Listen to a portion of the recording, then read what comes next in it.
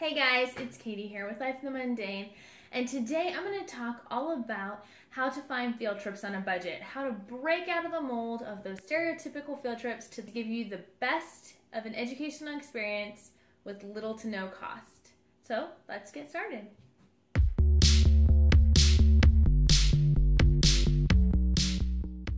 So before I jump into sort of the three areas that we typically look for field trip ideas, I wanted to let you know that we've actually come together with several other homeschool families and we do a monthly field trip. Every single month we kind of created our own homeschool field trip co-op, and if you guys would love to hear more about how that works or how you could set up your own, feel free to comment below and I'd love to share. It's really simple and easy, but it makes doing field trips easier and adds a social component to it as well. So let's jump into where do you find these field trips.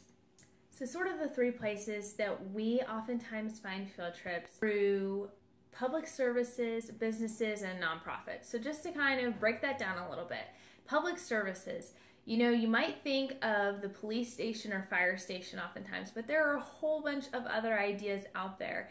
You can contact and usually tour your local post office. You could go to recycling centers, talk to maybe touring a courthouse and talking to a local lawyer or politician. Libraries, public utilities and services. We were actually able to go to a water treatment area and get to see how they preserve water and how they treat the water.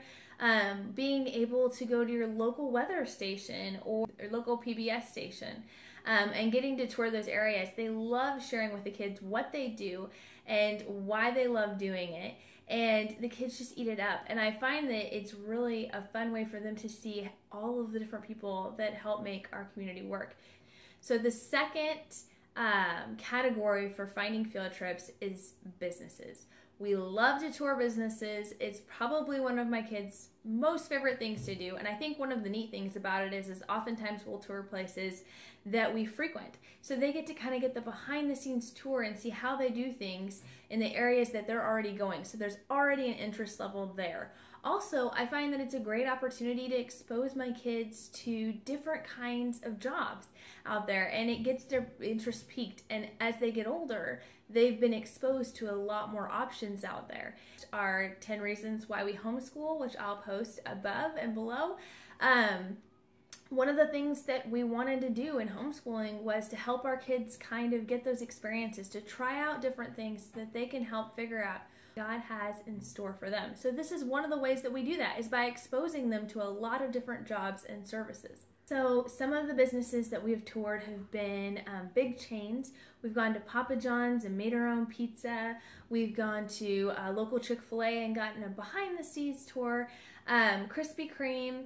We've also done a lot of local businesses, so going to a local chocolate shop that makes handmade chocolates and getting to see how they do that. We've gone to local farms to see what they grow and how they grow different plants, or seeing how they raise different animals. We've gone to a horse sanctuary, going to a cotton gin to see how they grow and harvest and process the cotton, to local bagel shops, local ice cream shops and coffee shops, all sorts of different things that honestly a lot of them don't even offer official field trips, but we just simply asked. And that's all it takes, is just asking if they would be willing to share what they do, why they do it, and how they do it.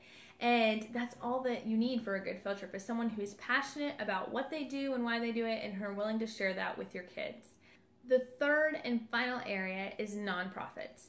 A lot of times this gets overlooked, but these make great field trips. You can combine it with an active service to do before, after, or during the field trip. So for instance, you could collect and gather food resources and drop it off at a local food bank, followed by a tour. Kids a tour of an animal shelter and getting them to be able to be hands-on with the animals. Have your kids go tour a children's home. Being able to collect donations in advance and bringing those to the Ronald McDonald House home is a great idea. Or visiting those places first, finding out what they need, and then making an effort to collect donations from friends and family members to drop off is a great opportunity as well for a nonprofit field trip. So really just remember that no matter what the field trip is, it doesn't have to be something fancy. all you have to do is find these businesses and ask. The worst thing they can do is say no. And a lot of times they're more than happy to accommodate and get your group in.